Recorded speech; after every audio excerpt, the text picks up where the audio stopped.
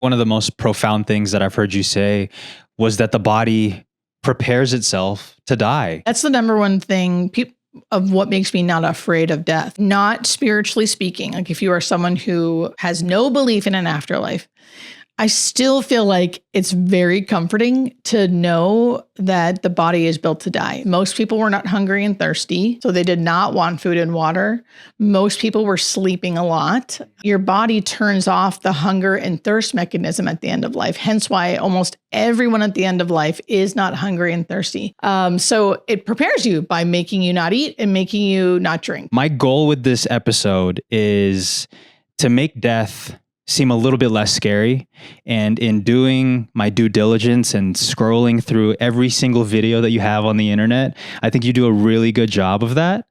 And judging by the comments, and I don't know how in the weeds you are with the comments, and I wanted to share some with you because I think the work that you're doing, not just in the hospice, on the hospice side, but just on the content side, like you empower people who are dealing with something so scary, but something that we are all going to experience. So you were such a light to people. And I just want to give you an encouraging word that what you're doing is working. Wow. Thank you. Yeah, it's really nice to hear. And no, I don't read the comments. So this should be interesting. So here's some comments. And I promise these have been vetted and these are nice comments. So somebody said, Julie, your videos have helped and taught me so much. You gave me the confidence I needed to care for my mom the 1.5 years she was bedridden and in hospice at my home. Thanks to you, I knew exactly what to expect. I knew what to do, and I wasn't afraid. I want you to know that you're making a difference in the quality of people's lives during what is most certainly a very difficult time for all. Thank you from the bottom of my heart for your help. I don't think I could have done it without the knowledge you've shared. Whoa. Where did you find that? Do you know? On YouTube. On YouTube? Yeah. You guys, I need to start reading my comments. I mean, if you want me to be in there full time, just passing you the encouragement. Yeah. I think it's important, not for you to read it, but for you to hear it. I do. It's not like I never read them, right? I don't know how you feel about this, but there's something about like, sometimes it doesn't fully hit me. Like I can like read it or even see it, be like, oh, thanks, and then every once in a while, I really feel, I can really feel it like in my heart, right? Versus just saying like, oh, thank you. Like, I know I have to say thank you because that's something nice. But so sometimes I can't, it's like I can't feel it all the time or something. I get you. But it's just really nice to hear something like that. Because I know you understand too, like I need stuff like that to help me keep going. Because it can be a lot to try to do this all the time. Yes. And not to mention you are in homes like with actual patients doing actual work with people. Not to say that social media isn't actual work, because it is. But you are actively with people who are transitioning, and that is tough in itself. So I was curious, coming in here, like, are you tired of talking about the topic of death?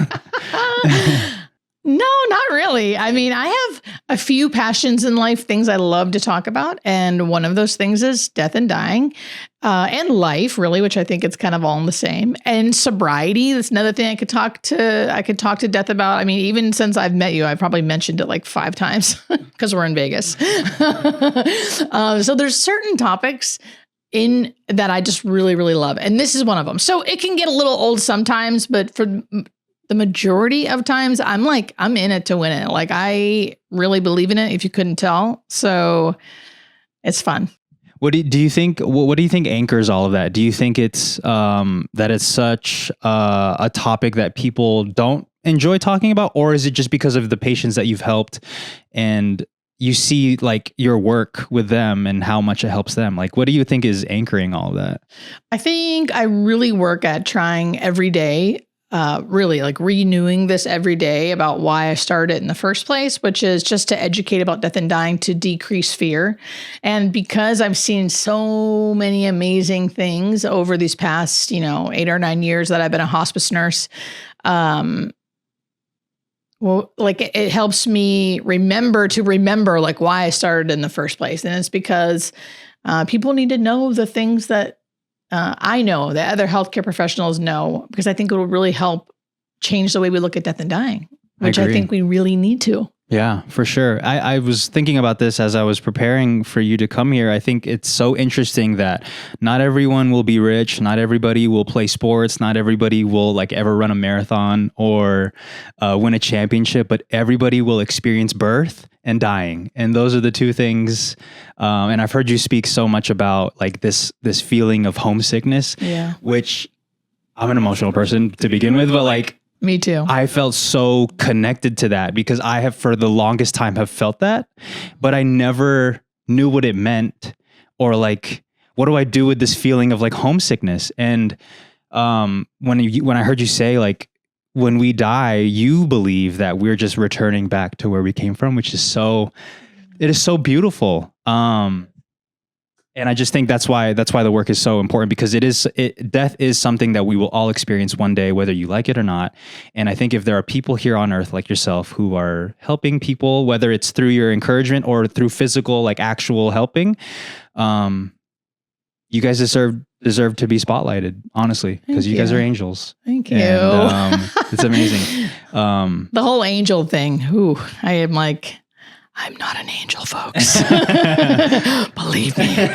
But I get what you're saying. Yeah. The sentiment of what I'm trying to say is like you are a light to many people. And it's so funny because I said that, but people say that to me. I literally read a comment the other day. It was like, "You're a saint." And I was like, I'm not a saint, but I understand what you're trying to say, because I live with myself, 24 hours a day. I know. I relate. Yeah. I know the thoughts. Yeah. Yeah.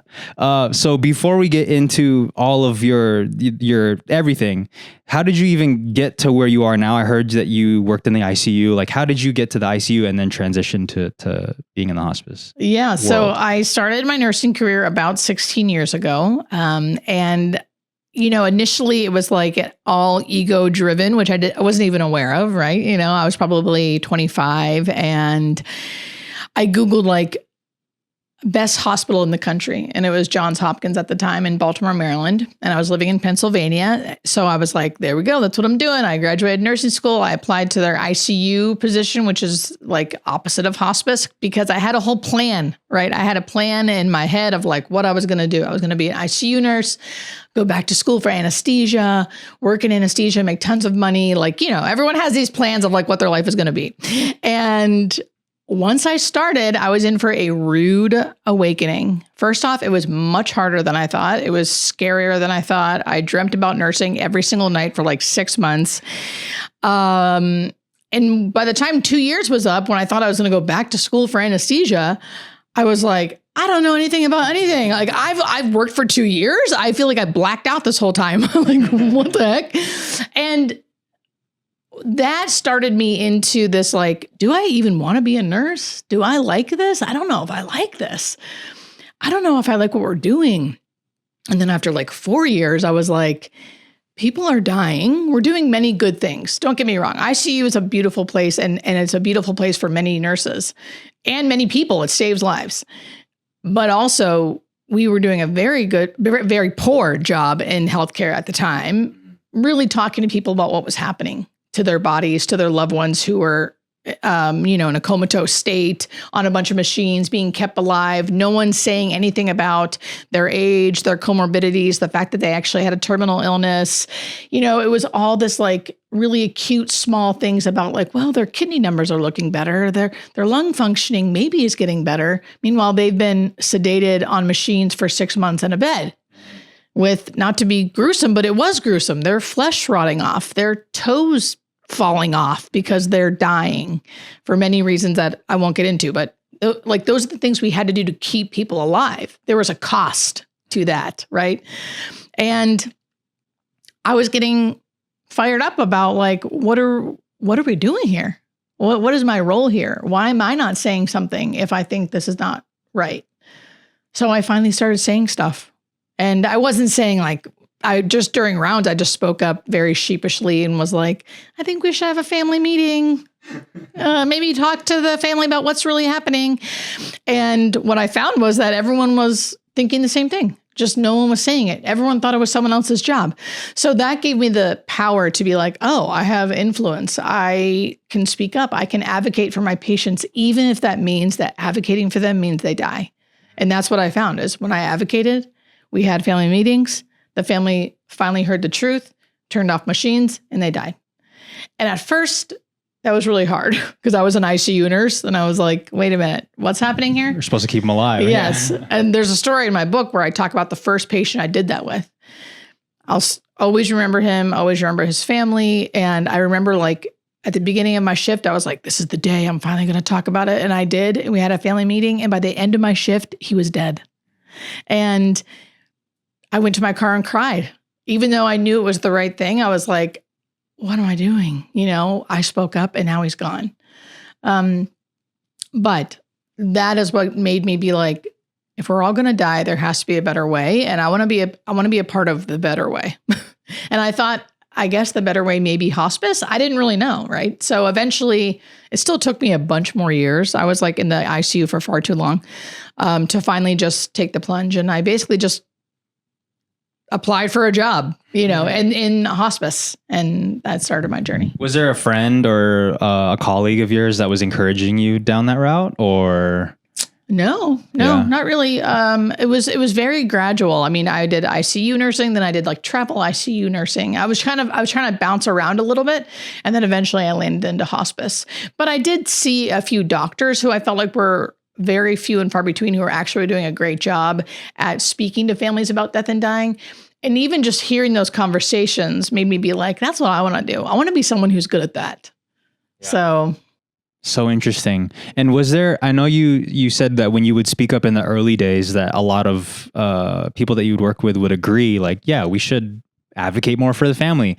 Was there any pushback from anybody at work when you would speak up? No, not usually.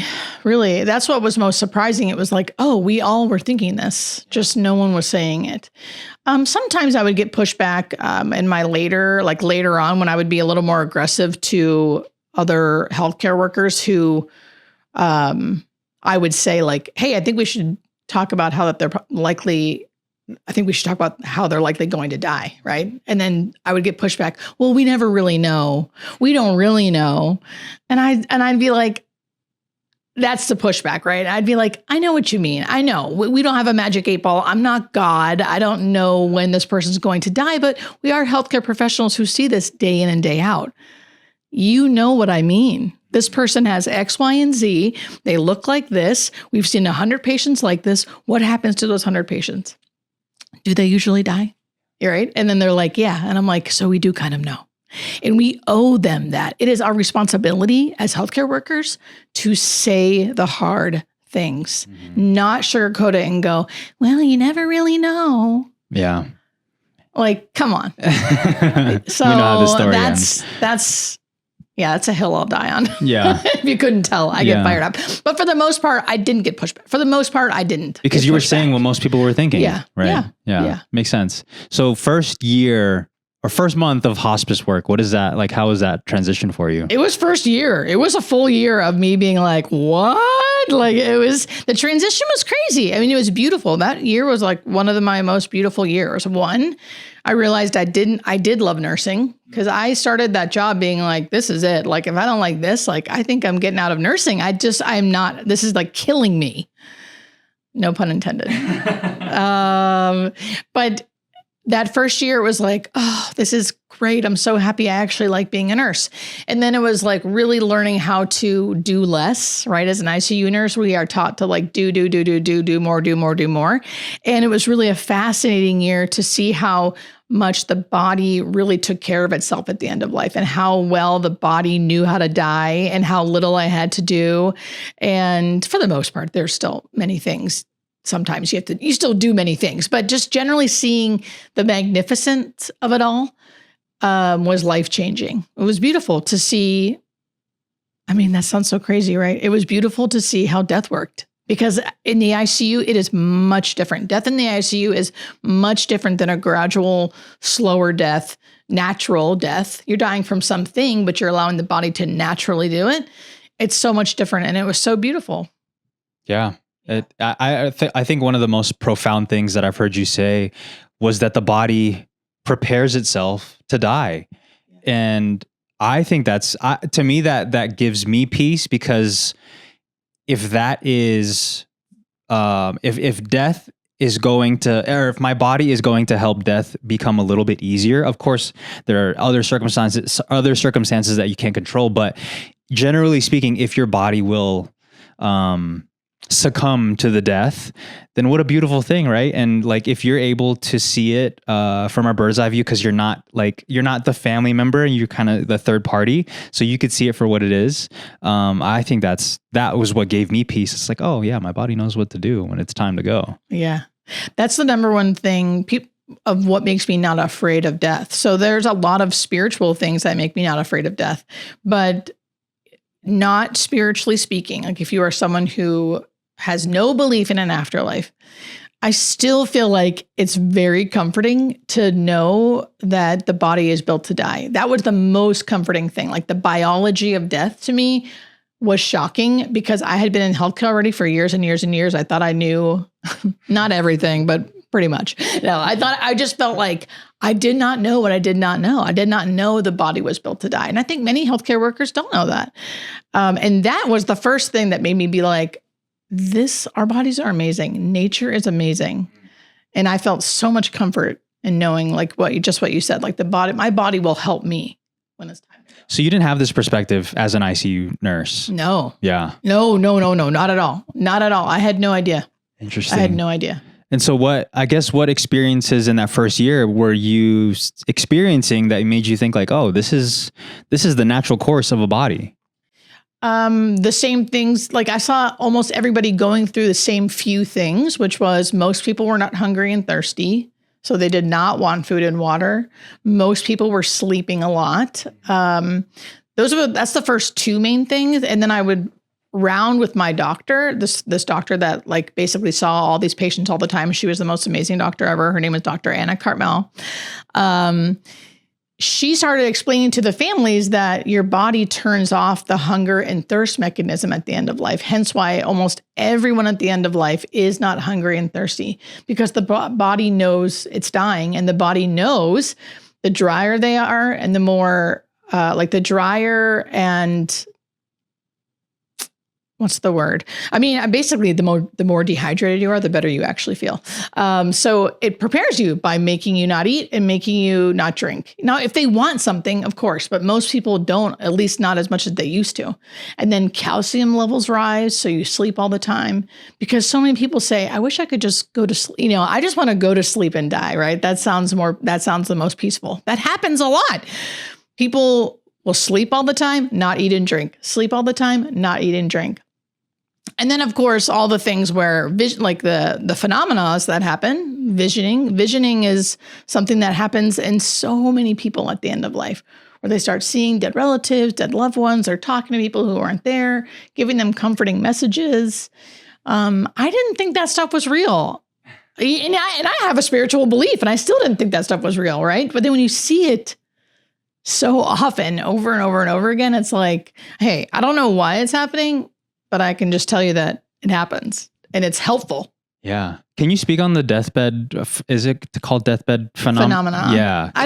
Phenomenon. I don't know. I've gotten emails from viewers being like, excuse me. If you can't say it, I'm not. Yeah. So phenomena. Whatever the 80% that, right? Yeah, Yes. That was a stat. So that's my chapter 6 in the book. And it's the longest chapter because there's so much of it at the end of life.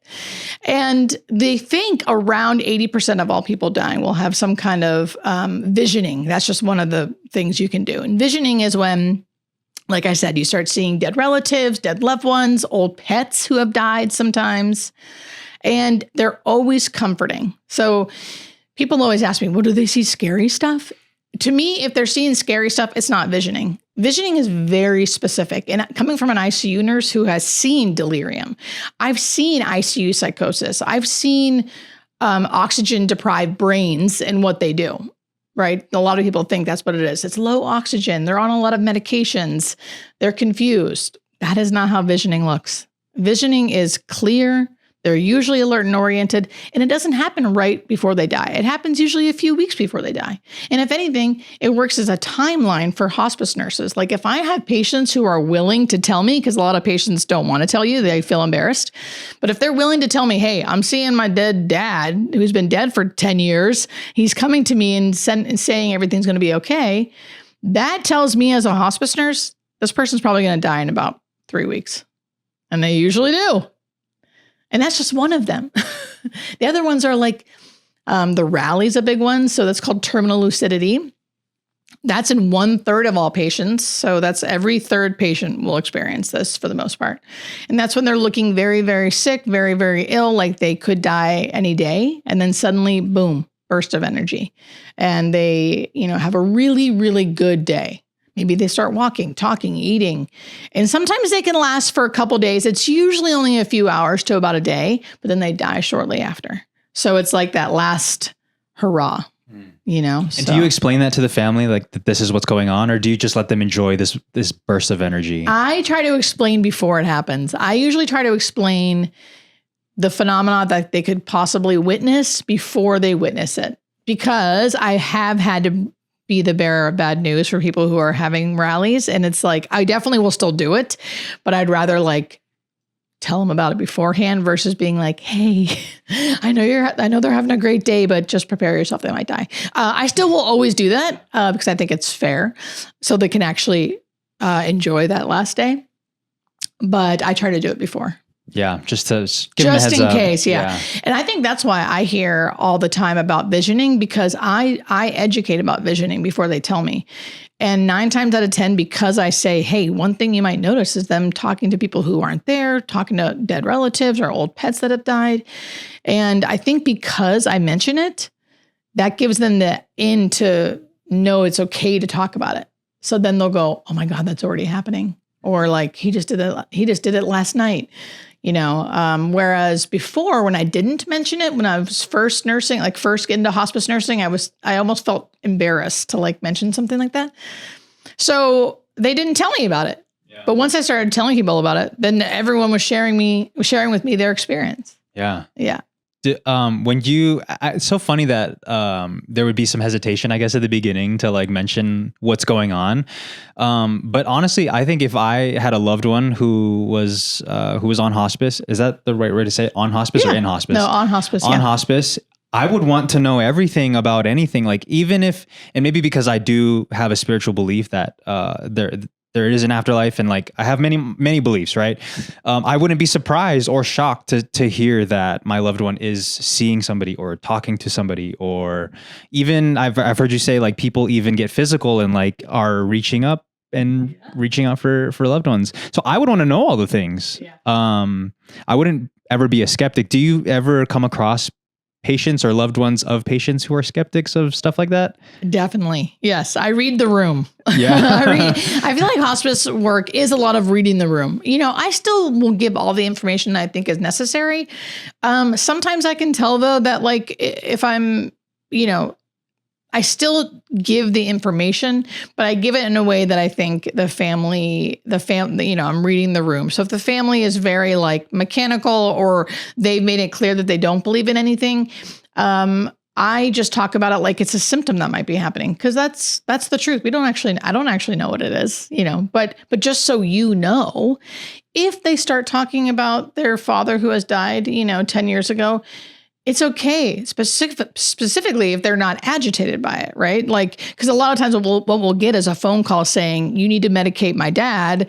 He's having hallucinations. Everything's not okay. Please get over here. And then you go over there and he's totally fine. If anything, he's more comforted and everything's okay. So yeah, I read the room. I definitely get some like side eyes, but for the most part, people are like you. They're curious and they're happy to talk about it. Yeah. So most people are, they accept it with open arms. Like, yeah, he's probably going to go, or they're probably going to go soon. And these are just symptoms that happen sometimes. Yes. I mean, that's why my job isn't depressing. Most people think having to talk about death or talk to families about their loved one dying, that it would be really sad. And it's really not, because the look of relief on most people's faces when they meet someone who isn't afraid to talk about death and dying and says words like death, die, dying, like they get relief on their face. Like finally, someone's here that can answer our questions. Someone's here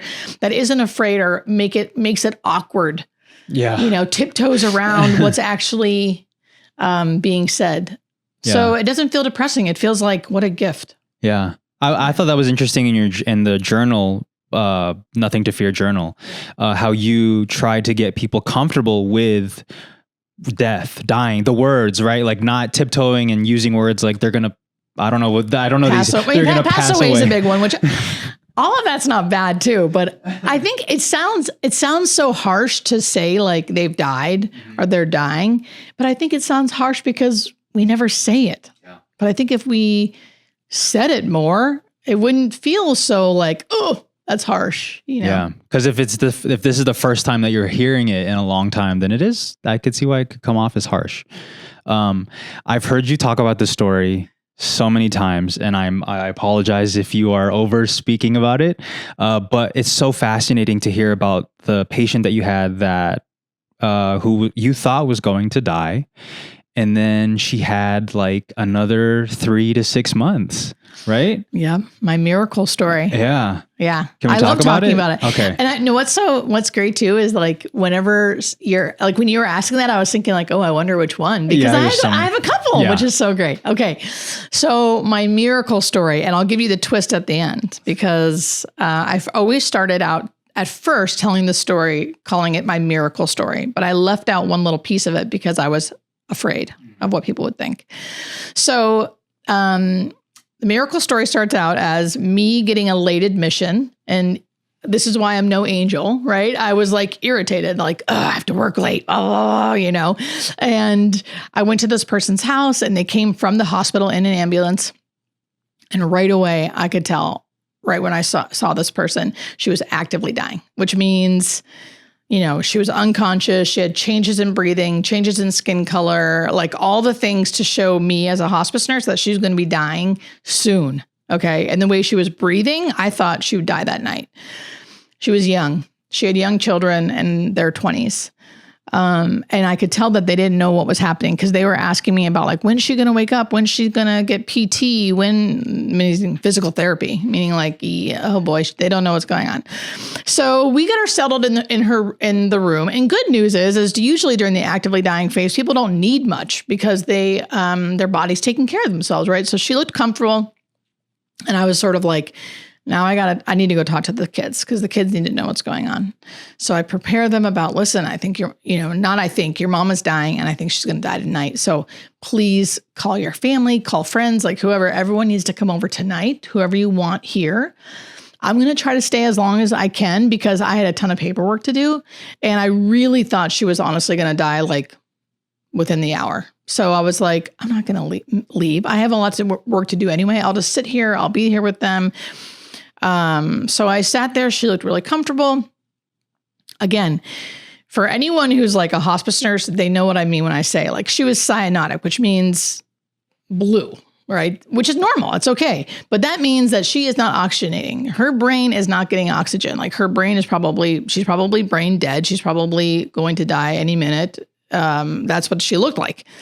So sure enough, like 2 hours go by, I'm done charting. Like, I need to go home. It's already late. So I'm like, listen, your mom looks really comfortable.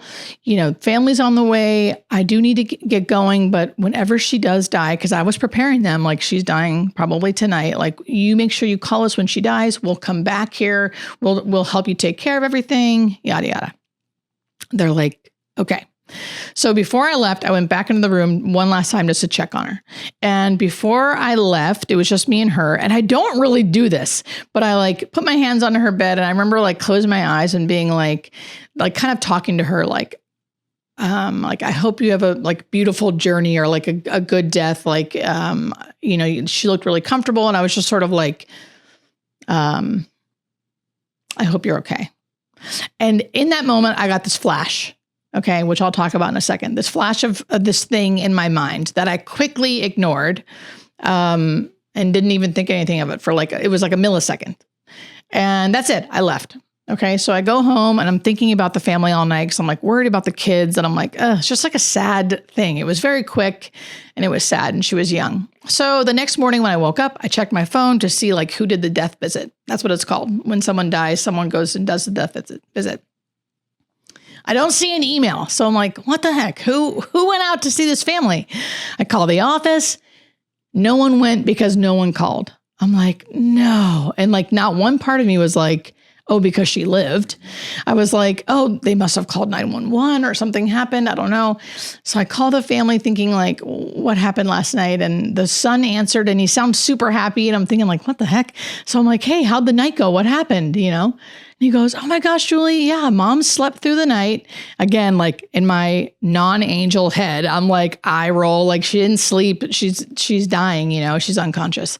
And he goes, mom slept through the night and woke up this morning and she was super hungry. She said she wanted pancakes. And I'm like, what? And in that moment, I heard laughing in the background. And I was like, what do you mean your mom wanted pancakes? And he was like, yeah, mom woke up this morning, said she was hungry and wanted pancakes. Makes me like want to cry right now because I was just so shocked. I had never... I couldn't hide my shock. There was no like professionalism. I was like, what? Your mom's awake? Yeah, she's in the kitchen eating pancakes. I was like, I need to come over and see this. Yeah. I don't understand. You guys must be delusional right now. I was like, okay, well, I'm going to make you guys my first visit.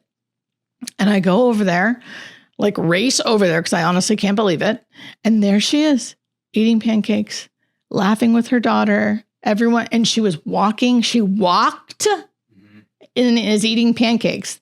That is medically impossible, like a true miracle. No way could she just suddenly poof, like be able to do that. Walk, wake up, her brain's fully functioning, eating, talking, clinically impossible. Okay, so that's the miracle one. Miracle. Because I thought maybe this is like the biggest rally I have ever seen. Like it still seems like it would be impossible, but maybe. So of course, bearer of bad news, I like tell the family, I'm like, this could be the rally. She might die after this, blah, blah, blah, blah. I didn't say it like this. Of course, I said it like much better, but this is what the gist of it.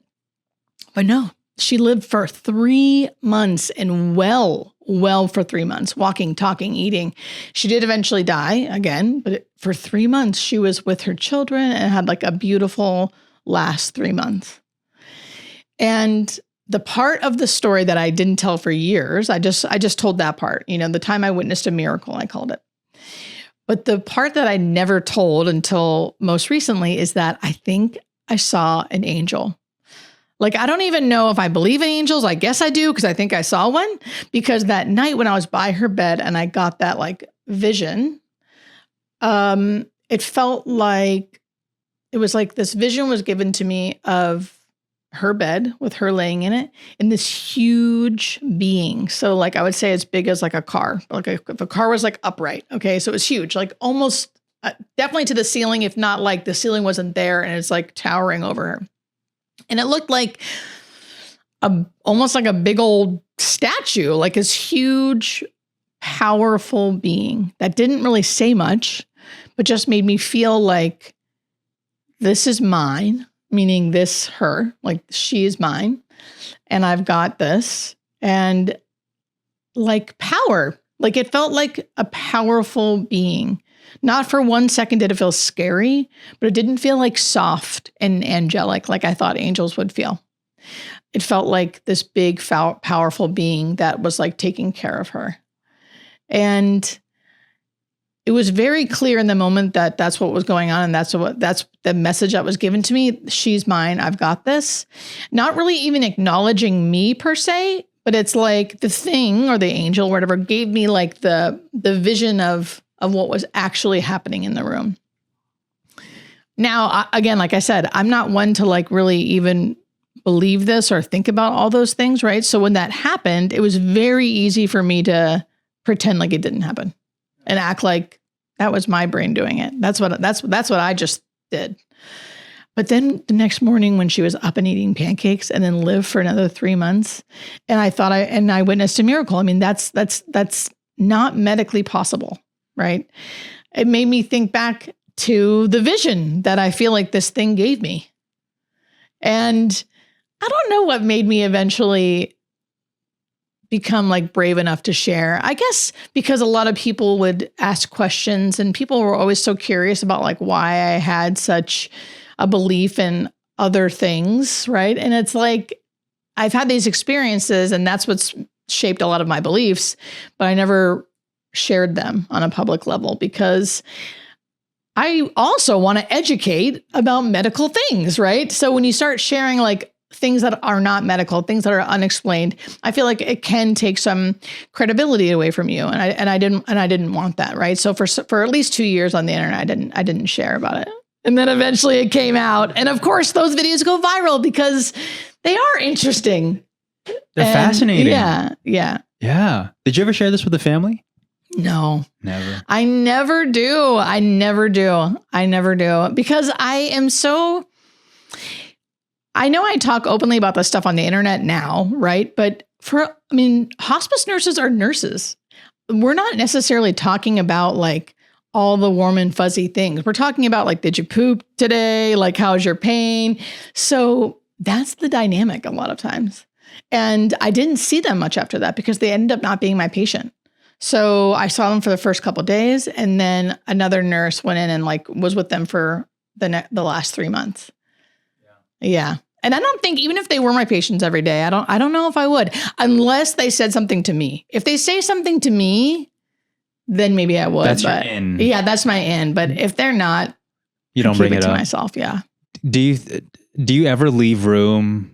And I don't know if this is crossing the boundary of like professionalism or whatever, but like, do you ever lean into your own beliefs when you're speaking to these families, or is it strictly like what you see is what I'm telling you and that's it? Yeah, strictly that. I'd never lean into my beliefs, even when they ask.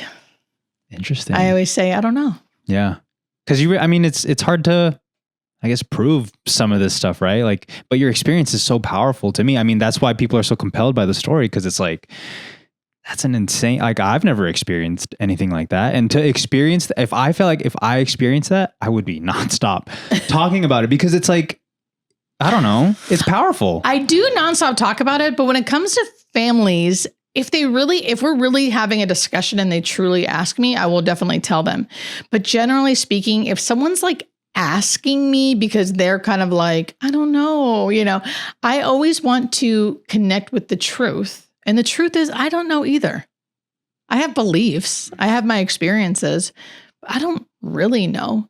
And every time I've led with that, it is made for a beautiful connecting experience where we both sort of end on this like truth seeking kind of like, I don't know, like it's always been so beautiful when I've done that, because a lot of times I think when people are like seeking, it's because they're scared, and which makes sense. Right. And I think it's almost more reassuring from my experience to be truthful about like, I don't know, I believe certain things, but like, I don't really know.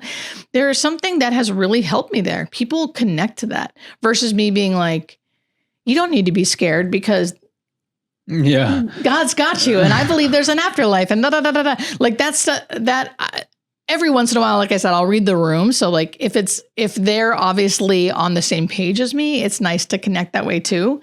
But generally speaking, I try to be as truthful as possible in the moment. Yeah. So fascinating to me. I just remember hearing that story, and I heard you tell it a few times. So I was like hesitant to bring it up, but it's such a powerful story to me. And another one that sticks out. And again, I always have to preface everything with an apology, which is so funny because we were going back and forth the other day about that. Oh my God, no, you're great. And I hope I don't get this wrong, and I think this is just a moniker that you've given him, but the Randy story. I know, yeah. It is so fascinating to me. Randy. I know, right? And if you don't mind telling it again, I would love to hear it for the. Of course. No, these are my. There's a bunch of stories, but these are like, like life-changing experiences. Yeah. So Randy's my favorite patient. I do have a favorite one. And I really wish, obviously, like everything has changed. So like Randy can remain anonymous, right? But I wish I wish everyone could have known him, right? Like that's just so amazing. So he was a young guy. He came onto hospice for terminal cancer, and he didn't have many family or friends. And when we got to him, his house was very unsafe. It was super cluttered. He had a life of mental illness, which is probably why he was so isolated, right? But for whatever reason, like death seemed to release him, like free him a little bit of the things that were holding him back in his life, right? So he like allowed us to come into his home. He allowed us to clean out his home so he could live in a safe space. He allowed us to get help into his home, like all these things where he hadn't been able to do that for his life. So when I saw him again after that first initial visit, our social worker and that whole team, like changed his life. They were an amazing part of his story too. I came into like a new home, not new, but like, it was clean. He could move around. He like saw his kitchen again. Like he was like a new man. He really was like a lot more free. He was smiling, and he ended up living a lot longer than we had thought. I think it was like around 9 months. And he was pretty healthy for those 9 months. So a lot of my visits were us just like hanging out, like hanging out, talking about all things life related. He was super open about his life and would talk about the things that kind of kept him down, right? And then his thoughts about death and like if he was afraid, and he was afraid, and like what he thought about an afterlife. And he goes back and forth with, what he believed. And at the end of his life, we had a continuous care nurse in his home, meaning a nurse that was continuously there. And me being his case manager, I would go once a day, but not for very long. And that last day of his life, I could tell he was going to die, just because after a while, you can kind of tell when someone is, unless there's a miracle and they don't die like our other lady. But I could tell he was going to die that day. He was unconscious, and we had already said our goodbyes. But before I left, I remember closing my eyes and just sort of saying like, "Oh, Randy, like, I love you, man. Like, good luck on your journey. I'm so excited for you, blah, blah, blah, blah." And I told the continuous care nurse, like, "Hey, can you text me when he dies? Just because I want to know when he dies," right? She's like, "Yeah, I'll make sure I text you." So I left, and because as a hospice nurse, you leave and go see your other patients, right? And I wasn't really sad. I was sad because I would like miss him, but I knew he did a good job and I knew he'd be okay. So I was walking back to my car, and I went to get in my car and like start it and just go right off. And something was like, no. And I sat there for a second. I remember looking at his apartment building for the last time. And again, just being like, "Oh, like, I love you, man. Like, good luck." And all of a sudden I could hear his voice like in my head. And he wasn't saying much, but he was making me feel a lot. It was like I was like transported. And he kept going, "Oh my gosh, Julie. Oh my gosh."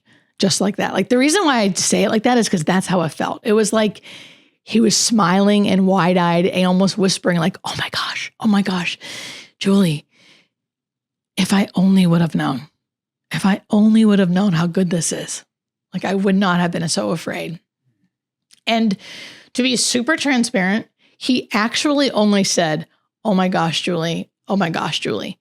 But the feeling is like he kind of like maybe didn't use words, but like made me feel like this is amazing. And if I only would have known, I wouldn't have been so afraid. And he was making me feel like free and at ease and so full of joy. It was like I was soaring. It's hard to put it into words because it's bigger than this. It's bigger than words. But I was like weeping in my car, tears of joy, tears of like pure freedom and peace and like all knowing everything and happiness. Like I felt like a little kid. And all he kept saying was, "Oh my gosh, Julie. Oh my gosh, Julie. If I only would have known. If I only would have known."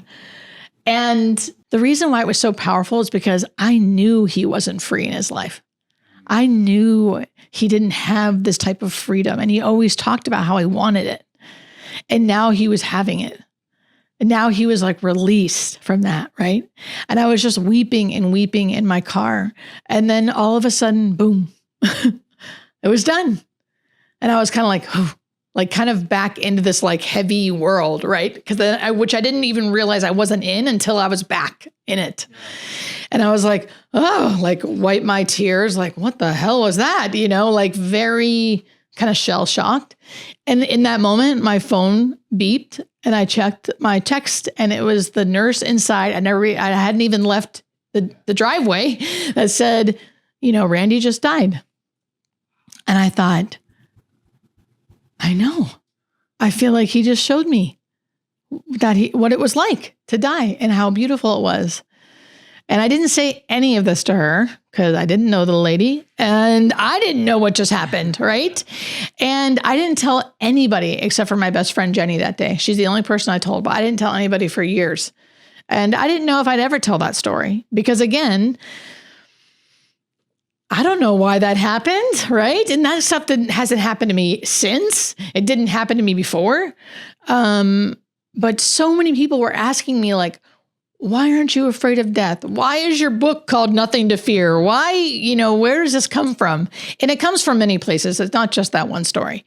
But Randy really helped me kind of solidify what I've already known. And it was just such a beautiful experience. I finally said, you know what? Screw it. It's not fair that I keep being like, don't be afraid, but not really tell you why. Right. So yeah. I started telling I love that story so much. Yeah, it gives me so much peace. And how long do you think that experience was? Oh my gosh, maybe 30 seconds. Yeah, but it felt so long, right? Yeah. And like, it's so funny because I felt like he told me so much, right? But if I want to tell the story truthful, right? And the truth is the only words I really heard were, oh my gosh, Julie, oh my gosh. Yeah. But what the essence was, like the telepathic saying was like, if I only would have known how good this was, I never would have been afraid. I mean, I know you said you told Jenny, which shout out to Jenny for like being the first, first one to get to hear that. But like, what do you do with that? Like, what do you do with this experience? Like post, like when you're driving, like when you're going to the next patient, like what do you do with all that? Good job. See, no one's asked me that question. Yeah. I know you're worried about asking like the same questions.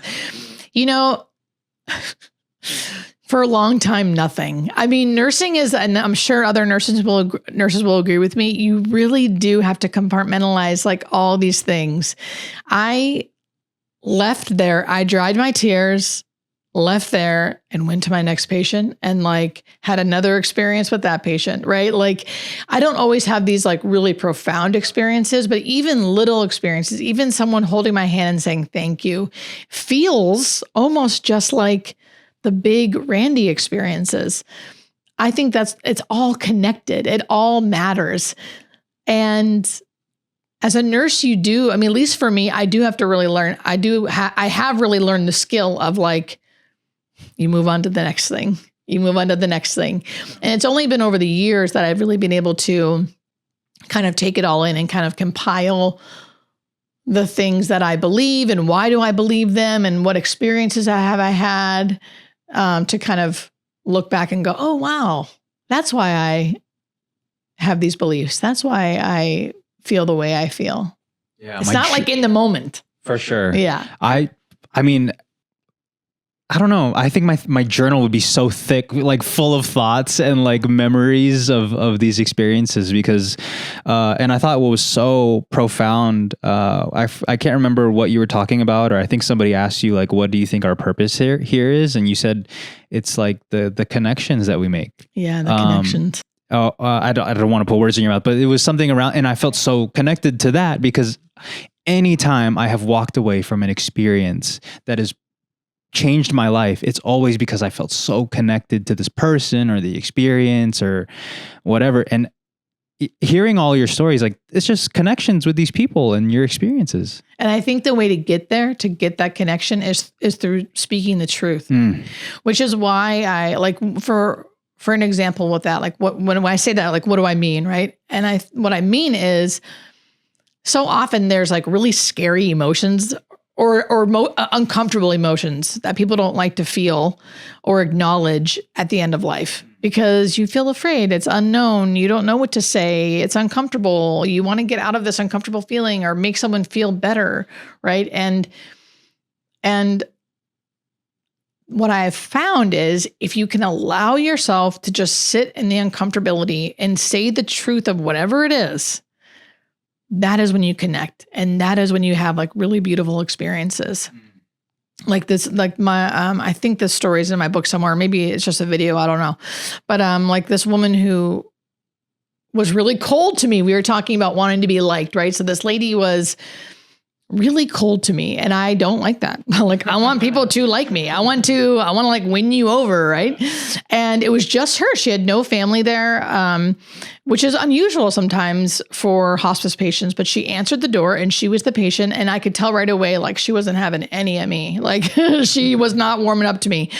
And of course, like I did all of my usual like schmoozing to try to get people to try to get her to like warm up. And she was like not having it. So finally I just sort of was like, Julie, just give it up. Okay. And I'm like typing away.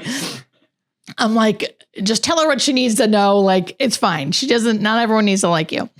And like probably halfway through the admission, I could tell she started like loosening up a bit. And she finally like laid down on her couch and put her hands behind her head.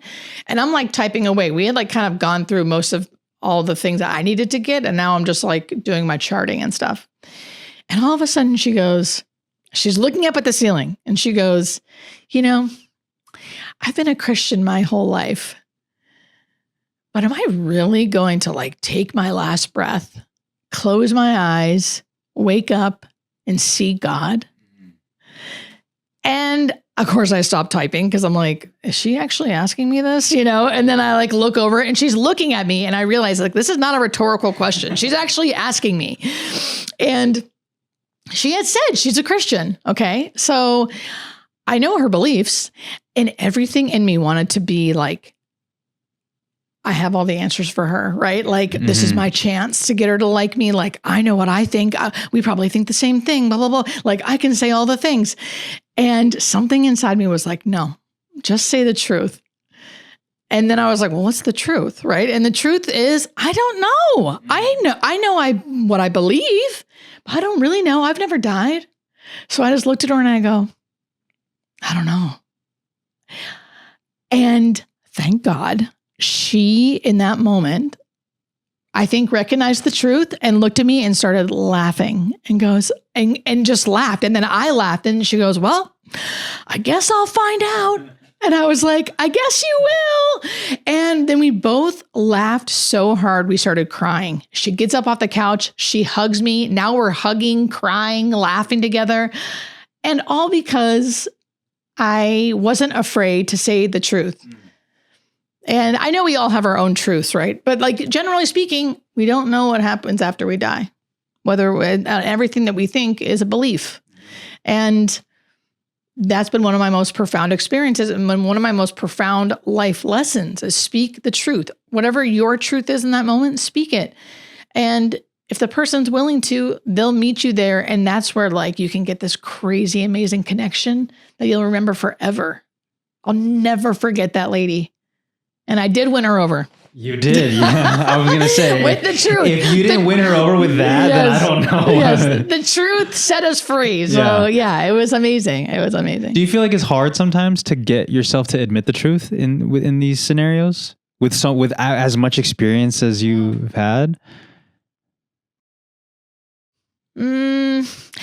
I wouldn't say it's hard. What's hard sometimes is not everyone's ready or willing to go to their truth, right? So like I might say the truth, but like it's not what people want to hear sometimes.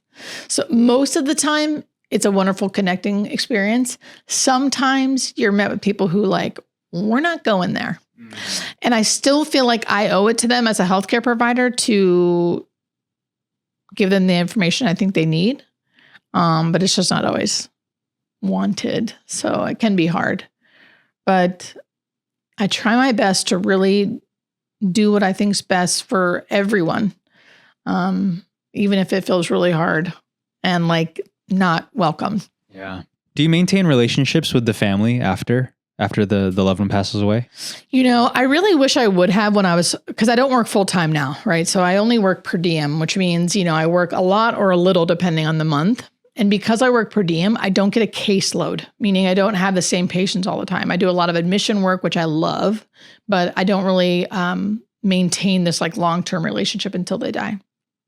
But when I was doing full-time hospice nursing, I was doing that. I was maintaining this patient load and seeing them until they died. And for some reason at that time in my life, I worked really hard at having like really good boundaries, which was great. But then I think that led to me not always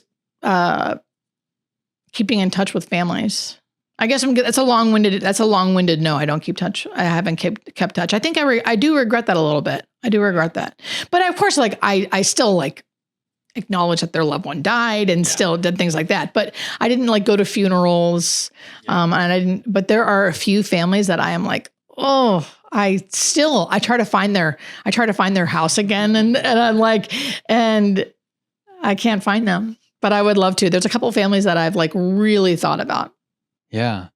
I would assume, because I think that you have a win rate, right? I don't know what the win rate is, but I would say it's pretty high, 99% maybe. I would think that all families, I guess, would invite their team, because it is a team, right? At the end of the day. Yeah, it's a team. Oh, I would have invited, like if my grandma was on hospice, I would 100% would have invited the team to I don't know if that's unprofessional for the team to come to the funeral or not. No, but some people do. And it's also at the end of the day, like, your work, right? So this is what we do for a living. We're used to seeing people die. We're used to seeing, right? So it's like, it doesn't mean that it doesn't matter to us, but it is at the end of the day, a job, right? So it's thought of like that a lot. And if you went to like every funeral, it would be a lot. Yeah. You'd be eating a lot of sandwiches for sure. Right. So, I do regret that I didn't do a little more of that, I think, especially with certain families. But yeah. Yeah. So interesting. Do you ever see yourself? I mean, obviously at some point you will not be a hospice nurse anymore. Is that in the cards anytime soon, or gosh, not anytime soon. No. Yeah, you see yourself in it for a while. Yeah, I will be in. I mean, you never know. Never say never. And like, who knows? I could die tomorrow, and I really mean that. Right. Yeah. So who knows? But I plan on being a hospice nurse for the rest of my life. Wow. Yeah, I would do it for free. Really? I mean, not full time for free, but I would honestly volunteer my time. That's how much I like it. Yeah, because you just enjoy just the people that you meet and the work that you do. Yeah, that's amazing. I mean, and I live, don't get me wrong, like I'm very privileged. I live and work in California. I'm in the nursing union. So we're unionized. So like working conditions are amazing. The pay is good. Like there's a bunch of things that are like really beneficial. So I love it. But I would still do it if I didn't get paid. Like I would do it. That's how much I like it.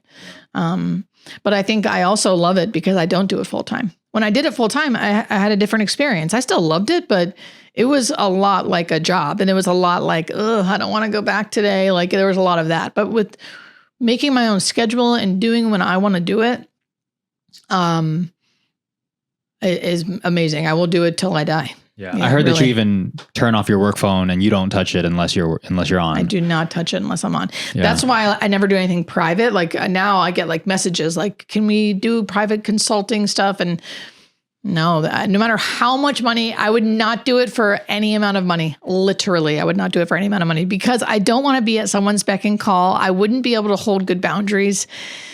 I wouldn't want to take someone's money who's grieving, who I don't think they would really need me. I think they could get what I'm offering for free from any healthcare worker. So I just would never do that. But I have really, really good work-life boundaries, which I think can make me not like an angel, right? There are some nurses who do. Now, I don't want to be like cross boundaries, like they're doing something wrong, right? But because they give their whole selves to it, right? They are very good and they do answer their call at 8:00 at night and they do. I don't do that. I just don't do it. Yeah. Well, everyone has their own different circumstances. Yeah. Like you got to do what works for you. Yeah. But I think if the way you're approaching it is your attitude is like, I will do it forever. I would see that as a positive. Yeah. I mean, and I can do it forever because of that, because I always tell my families too, like, I trust that my other healthcare workers, that I work with, can be just as good as I am. So they're working on call tonight. So you call them. You don't need to call me because I'm not going to answer. Right. I mean, really, and then I make sure there's a clear, they know, like, my phone's not on. Like, even if you wanted to reach me, you couldn't. Yeah. But here's who you can reach. Yeah. And like, I gotta hold that, like, that's a hard line. You gotta have boundaries, right? Because otherwise you will lose yourself in the work. You will lose yourself in the work, and I can't afford to. Yeah. Yeah.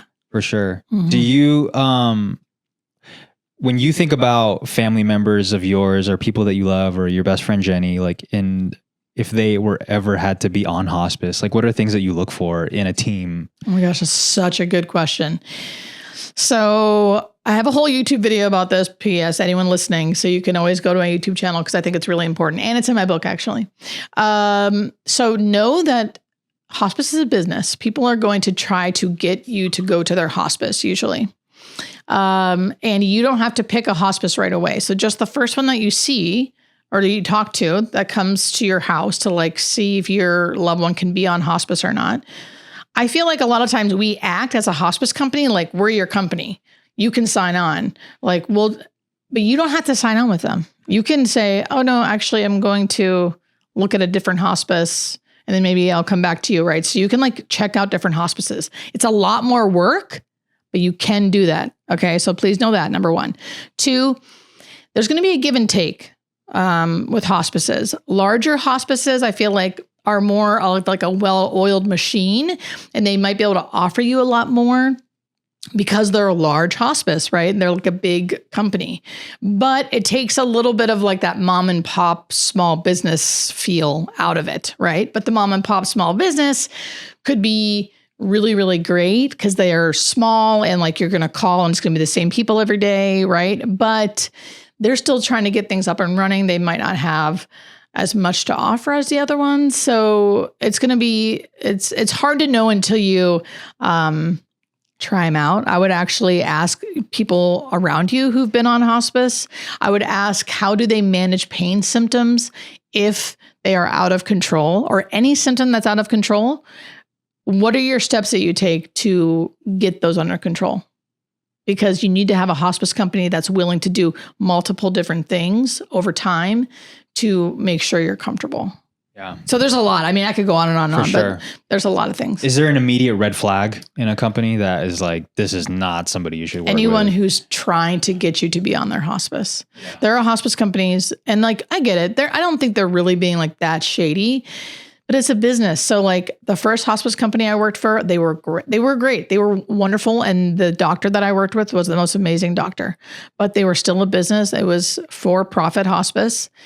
And they're like liaisons who try to get customers in, and God bless them. They're all doing what they're supposed to be doing, but it felt like a sales pitch. Yeah. I don't like that. I don't like that. The hospice I work for now is like, hey, if you need us, cool. If you don't, it's okay too, right? So I think any hospice that kind of feels a little bit like, why are you being so pushy? What's going on here? Like, what is, they could be very great, but it's still, that tells you that they're a business and they're trying to get customers. Yeah. I don't like that when it comes to hospice, when it comes to end of life. I mean, I guess with anything, right? You don't want to be sold to, So that would be a red flag to me. Yeah. But it's good to know that there are companies out there that aren't trying to sell you on their company, right? I think generally speaking, a non-profit hospice could be better.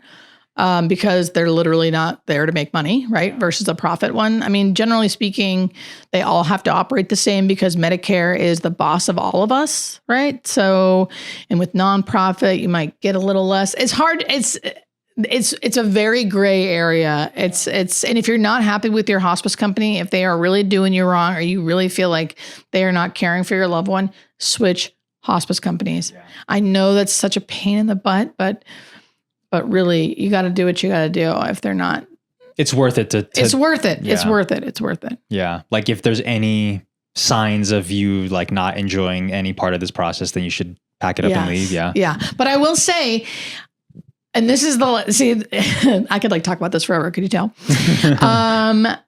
Hospice doesn't do much. Like, and I love hospice.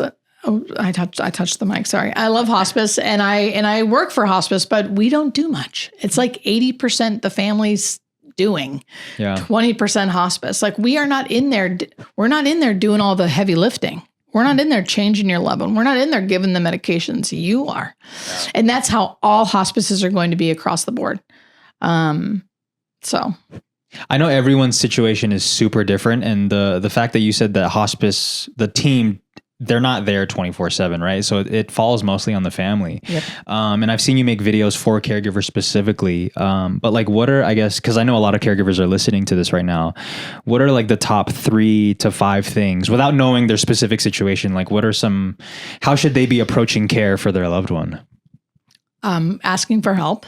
I know it's probably so annoying to hear that for caregivers, but I really feel like end of life is an all hands on deck kind of thing. And it means getting in uncomfortable situations. If it means like asking your neighbors for help, asking your church community for help, asking your sewing community for like people who you'd be like, I would never.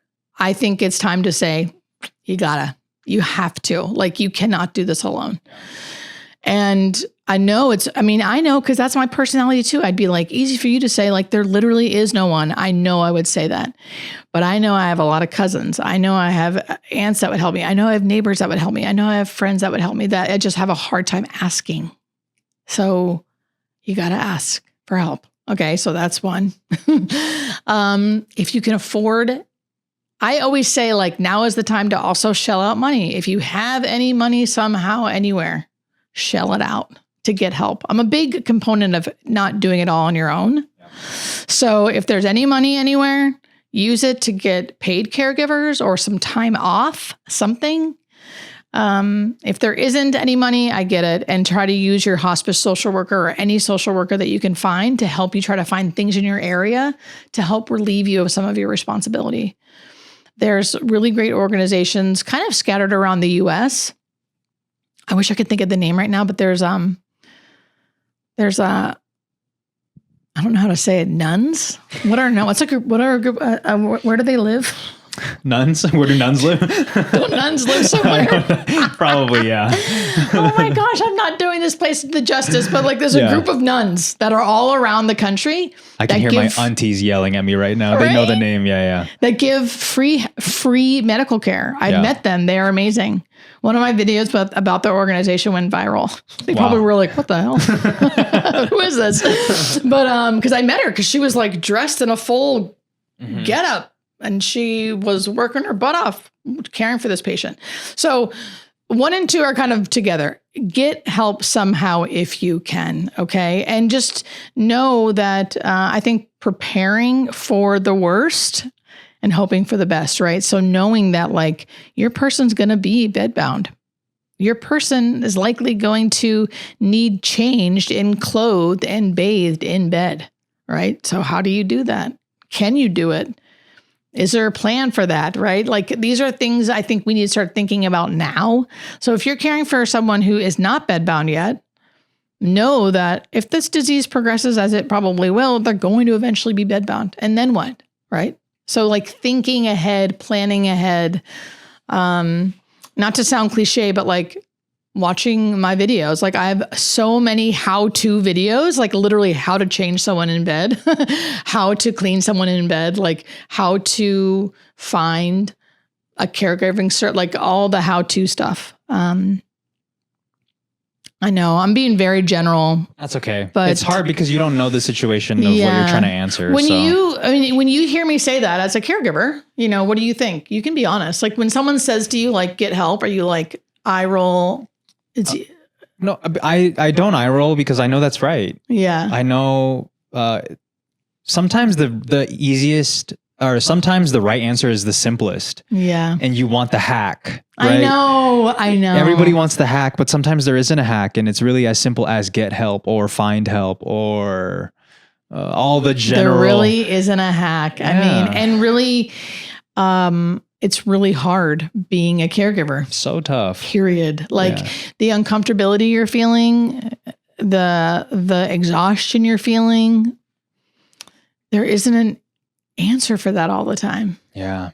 And that's the hard part. It's so nuanced too. Like everybody's going through such different situations that like you can't, you can only give blanket advice because you don't know what it is that they're going through. And I always say, like, if your loved one's clean, if your loved one's safe, if your loved one's comfortable. Yeah. You got it down. Yeah. That's good for today. You know, I always, again, back to the sobriety thing, right? Like, I use my, like the 12-step program that I'm in and like living in today in the moment. I think that works for anyone and everyone. And that really works for the end of life, especially for caregivers. Like, are they clean? Are they safe? Are they comfortable in this moment, in these next 24 hours? That's all you have to think about. And it's as simple as that, right? It's as simple as that. And to live your life like that. I mean, it's like, it's as simple, but that's hard to do sometimes. For sure. Life is so simple, but it's not easy, right? So something that stood out when you were talking about the 12-step, I'm not familiar, but you brought up this acronym HALT, which I've been using nonstop. Am I hungry? Am I angry? Am I lonely? Am I tired? If I'm any of those, then go fix one of them, right? Is that part of the program, or is that something that you've just found that works for you, or like where does that come from? Yeah, that's part of the program-ish. I mean, it depends on who you speak to. I think it's like, because it's been around for so long, people have thought of things, right? And there's like little sayings that sound so cliche, but they're so great. I love the cliches, by the way. I know. And HALT's one of them. So yeah, it's part of the program in the sense of like, it's one of the little sayings people say just to help you kind of get by. Because a lot of times, that's what's going on. You're hungry, angry, lonely, or tired. And don't make decisions when you're like that. Don't don't start yelling at someone when you're like that. It's like, halt and take care of these things. Yeah. And then address what's going on. I love that H is at the beginning, because that's always what it is for me. Like if I'm upset or frustrated with something, it's usually because I'm hungry. And once that's taken care of, same. Then I can I'm always getting hangry. I'm better at it now because I know I get really hangry. So yeah. That's funny. Something I've heard you also talk about a lot is, because you're around older patients or patients who are like, at the end, you hear them talk about like, oh, I wish I was hungry, or I wish I was X, Y, or Z. And I thought that was really interesting, because it's like, you would think that they have like, I don't know, this is my regret, but really it's like, I wish I could just eat a cheeseburger and enjoy it. I know, the subtleties. That's another thing. People definitely have end of life regrets, but I would at least for nursing, maybe with social work or chaplains, it'd be different. But with nursing, they're not coming up to me and going, my biggest life regret, is this. But you hear in the subtle things, and the number one thing that I take with me from my job is the subtle things about, I wish I would have appreciated how this tasted before, like I finally have an appetite. My loved ones got the burger that I always love, and now I'm tasting it and I get full after like one bite, or it just doesn't taste the same anymore. It doesn't hit the same like it used to. I wish I would have appreciated like what it felt like to feel hungry. It was so good to feel hungry and then to eat. And I do not take that for granted. I really, really do contemplate my own mortality on a daily basis, for real. It's not morbid for me. It helps me really appreciate the day that I'm in, appreciate the smell of my coffee, how it tastes, that I even want it or crave it, the sunshine, my bed, how my room feels in the morning, like little things like that like really change my life. It changes my life. It changes how I live. And I think it'll change how I die. Interesting. Because you'll be thinking about all of the little practices. Yeah. Because it's like, because I don't think I'll look back and go, I wish I would have. Yeah. I don't think I will. Because it is a practice, right? Yeah, it's a practice. Like when I heard you say that, I was like, for sure. And it sometimes can get exhausting to be like, let me like get energized about the coffee that I drink, or like, let me really enjoy these wings. But I think that's what we need to do on a daily basis. Because that's okay. So I was just on another podcast and Dr. Mike, we were talking about the same thing ish. And he goes, yeah, but you can't really do that every day. And I was like, no, I do. Yeah. I do, Dr. Mike. Like that is what I do every day.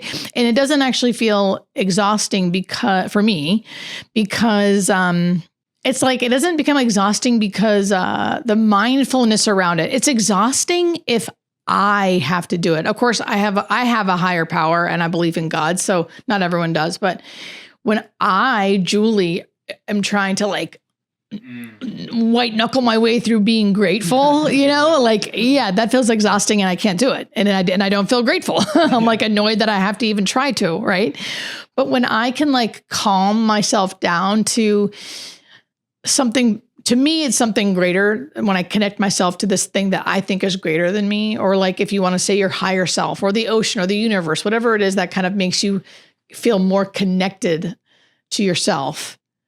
That helps me really get into the place to have it be easy to remember like, oh, this is so nice. Because that's where, I don't know, to me, that's like where like peace exists and like where like connection exists. And this 12-step program that I keep like generally referring to, there's part of a prayer that says, relieve me of the bondage of self. I know. That's all I want. That's all I want. I think that's what everyone wants. At least people who relate to like this incessant head, right? And that's what I think. That's how I can remain grateful, is like relieving myself of the bondage of self.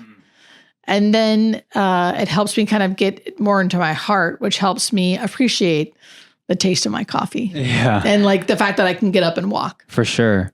Yeah. And would you attribute this practice to like the patients that you see often? Yeah. Yeah. Yes. Like, I mean, my life is a direct result of many things, but my patients and the job that I do.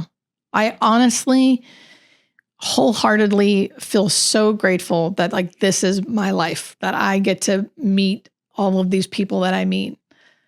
I always think that almost every single house I leave, not all, almost every, I'm like, wow, that was amazing. I am so grateful I got to meet that person. Even if all we talked about was like their couch. Because like sometimes you walk into people's homes. I'm a nurse in Los Angeles. Like I walk into a home that they've had since 1940 in Los Angeles. You walk in, they have like plastic couch cushions. They have like huge, I had one lady, now I'm getting off topic, but I had one lady who literally had painted portraits of herself. Wow. All around her house. And that sounds like, but actually she was so hilarious in the fact that she had like huge like murals of like her face being like, I was like, who is this lady? Right? Yeah. Like, who is this? I wish I was in 1970 when she was having all these amazing parties at her house. I can only imagine. Like, this lady's amazing. So it's just, I'm just so grateful is my point. It's amazing. Yeah. People are amazing. And in today's world where people feel like not everyone's amazing, I never get caught up in that because I try to stay in my own little world of like this individual person that I meet right now probably is so different than me, but like we are connecting because we're both humans. We both have life experience and it's a beautiful thing. So beautiful. I'm a big believer in everyone is so unique and has their own story and like their own, like some people make murals of themselves. Some people make videos of themselves, which is almost the same thing, right? I'm just so fascinated by other people. I had some people send in some questions that I'd love to get your take on, or I guess your advice on for some of these. I love it. Yeah. Somebody was asking that they are new to the process of hospice. How can they get their entire family on board, on the same page with care? So many things to say there. That's a great question. And I get that all the time. So it depends on your family. I will say that family dynamics do not just go away because someone's dying. So if you've never had a family that's emotionally available or easy to talk with or open to talking about things, and the dynamics are all strained already, it is probably going to stay like that, if not get worse, right? So don't do it all on your own. If you are already on hospice or someone you love is already on hospice, you have a social worker, you have a chaplain who is employed by that hospice company who does this day in and day out and sees family like you day in and day out. Ask them to have a family meeting so you can get everyone together and they can kind of do it for you. Yeah. So that's one. If you have a family that's like open and you guys can all talk and you're all friends and everything's kosher, then I would say you schedule something. I would still have the social worker there because it's just helpful, but you can always schedule something and just say, hey, this is all new to all of us. Like we all need to be helping each other out. Like here are some things I'm thinking.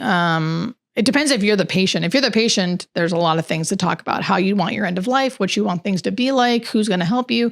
If you're not that person, you're just trying to kind of organize care, then it's just trying to get that open dialogue started. And a lot of times you don't know what to ask. You don't know what to say. So that's where the social worker comes in. You could even have the nurse there, the doctor there. You could get everyone there.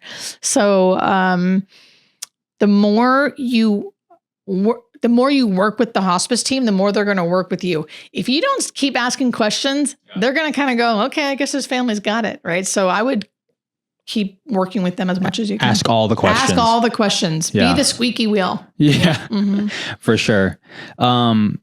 What is, I know we spoke on this earlier of knowing how to know what company to go with. And you said that as long as they don't feel too salesy. But I guess, are there questions that people can ask to sort of suss out, like, is this person like right for us or not? Yes, they're so, okay. One, I really think, please go look at my YouTube channel and look at this video, because I don't want to give like a 12-minute explanation, but there is like a 12-minute video that will give you like specific things. Okay, so I think making sure that they have a full on-call staff so that someone can come to your house anytime, day or night, because even though we're not going to be at your house all the time, you should be able to call a number at 2 a.m. and someone can come to your house all the time. So any hospice should be able to provide care at any time, day or night. They can't stay at your house, but if you have an issue at 2 a.m, they should be able to call and come. So you make sure that they have that available. Okay. Almost every hospice will, just in case. I would always ask the question, if my loved one starts having pain or like they've had a really extensive disease process, they have a lot of symptoms to be managed, they don't use the typical things, like morphine doesn't help them, or we tried this already, it doesn't really work. What are your next steps? Do you guys use pain patches? Do you have things like CAD pumps? Will you give antibiotics if my loved one has an infection? Right? So you want to know if they're going to be able to go above and beyond. And all of those answers should be yes. We can start antibiotics if they need it.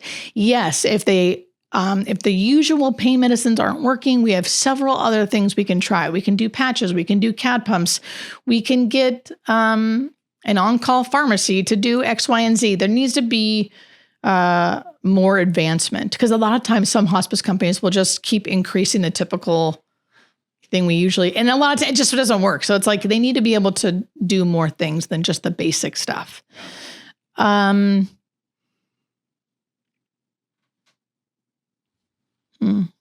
think typically speaking, I know. The last thing, if you can't manage care at the home anymore, the family, what does the hospice company do? Do they find you a skilled nursing facility? Do they have an inpatient hospice house? Some people do. Some patients do, or some hospices do. Do they have continuous care if someone needs continuous care? So there's things that's a good third thing. Yeah. But I would, and I don't mean to keep.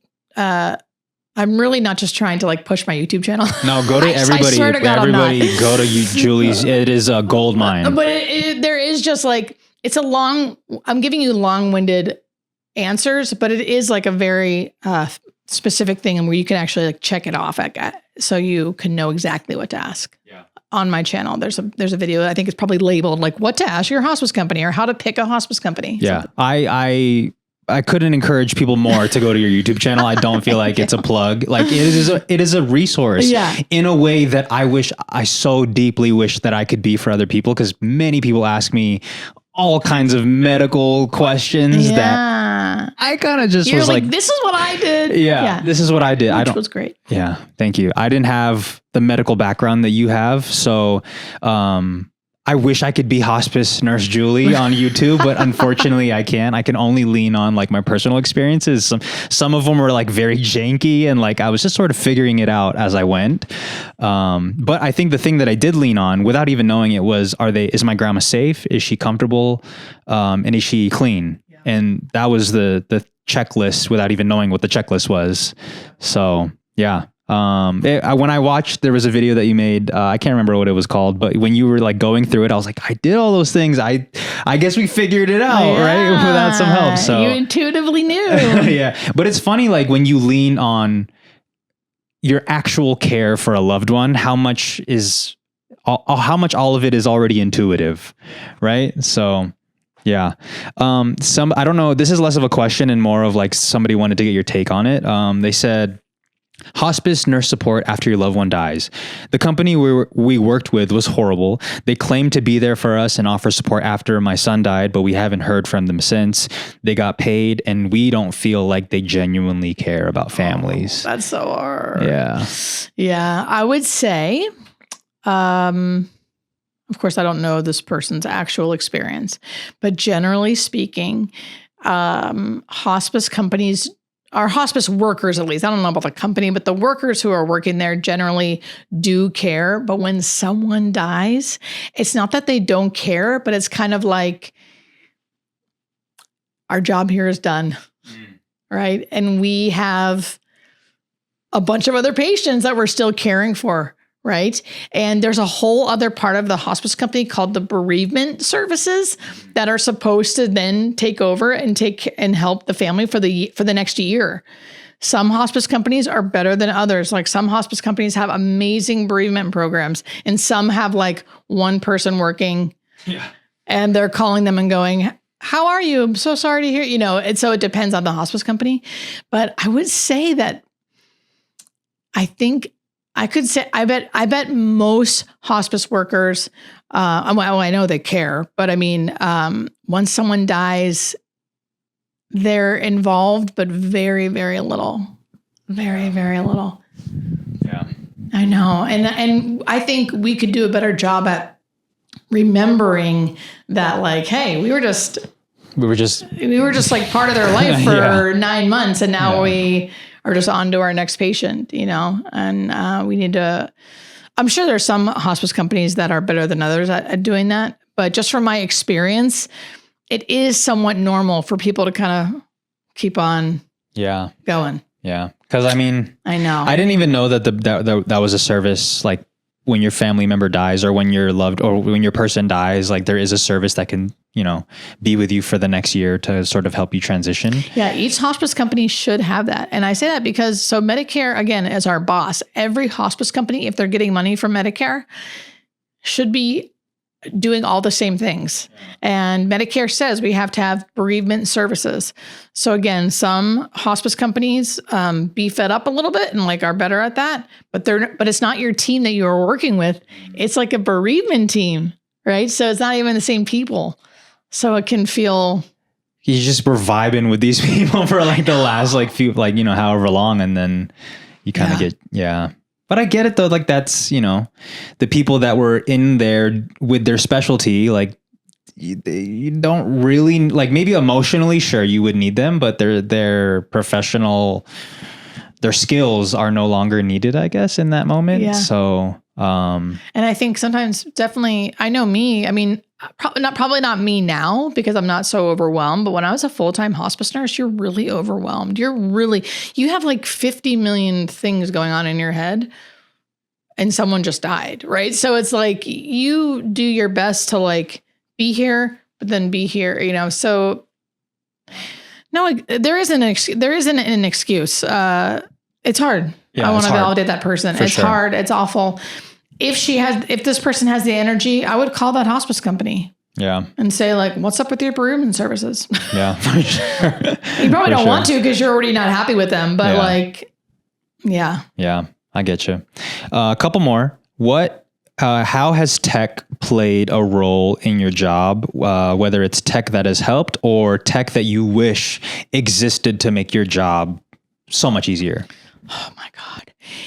If something was developed that could do all of my charting, I would literally never stop. You would have to pry my dead hands off of being a hospice nurse because that's the only thing that would keep me from. I hate charting. And all hospice nurses know charting is half of our job. Literally, I will see patients for like 4 hours, maybe 3.5, and I'll chart the rest of the day is charting. Yeah. Can you explain that real quick for people that don't know? Yes. So charting is like you have to document exactly everything you did, all the changes, all the things that like, and it doesn't sound like that bad, but because it's through Medicare, and which again, like I'm happy because Medicare gives us information. Medicare gives us everything we need to take care of people. But Medicare wants to make sure we're not just taking money from them and doing whatever we please with it. So we have to prove to Medicare all the things we have done, right? And then Medicare literally audits hospice companies every year and either like denies stuff or says like, okay, you're good. And if you don't have things charted exactly as they're supposed to be, you get dinged. And if you get a bunch of dings, then you have to shut down. It's a whole thing. Yeah. There's a bunch of like red tape that you have to get through. And I am not type A. I am type B'er than B. So my charting is the worst. I'm sure we have a whole quality control group that like checks charting. I'm sure I'm like the bane of their existence. They probably hate me because I'm like patient good.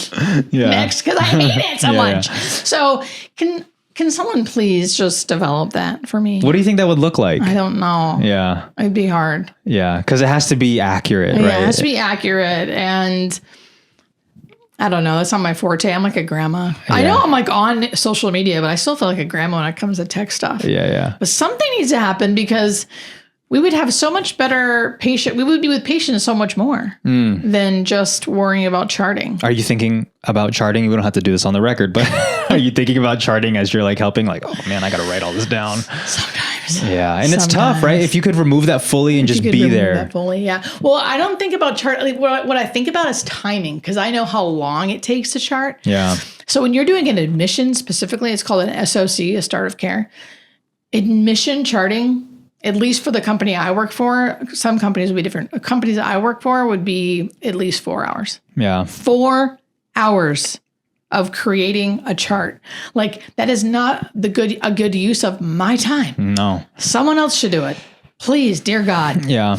Is there any tech that has helped you with what you do? Devices, apps, or is it so like human touch, I don't everything? know. To me, it's so human touch, but I'm also like open to that stuff. And there's probably tons of stuff out there, but I also am not like that. Yeah. I think it's a lot of, for me personally, like human touch, personal connection. There's no replacing that. As far as like tech that has helped me, I mean, getting out general education to people, to millions of people. I mean, all of the social media apps have changed the way we're viewing death and dying if you choose to watch. Yeah. So that has helped, but that hasn't helped my actual like day job. Yeah, for sure. We'll figure something out for charting. Maybe somebody listening to this will be like, I have the solution. Yeah. Last question for you. And thank you so much again for taking the time to do this. This has been amazing. What are things that not even necessarily young people, but everybody who is living life right now, like I know you talk about this in the book, like what are things that we should be doing to like prepare for that? Like tactical things. Like I know you wrote down like writing your passwords and stuff, which I think is important. Yeah. Anything else that stands out? Yeah, there are a lot of practical things that everyone should do. So the first things that I always say are all of your passwords. So passwords to everything, your phone, your computer, your bank accounts, anything you're getting into password wise that you like take for granted, those should be written down and someone that you love and trust should know them. Okay.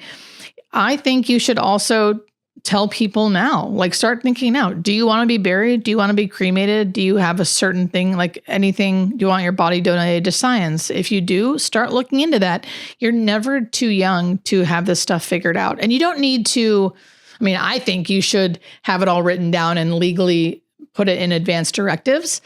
If you haven't, if you want just the first little step would be thinking about it and saying it to someone that you love and trust, right? My sister, I'm 42. My sister is my beneficiary as of now. She knows that I want to be cremated. She knows like there's money for it. Like I have all this stuff already set up. I am still full code, which means like I would want to be resuscitated if my heart stopped at a mall somewhere.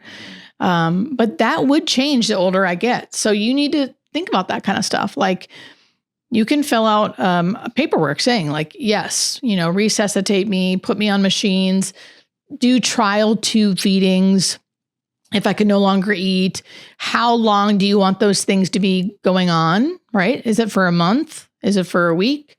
Would you want to be kept alive if you were going to be in a vegetative state?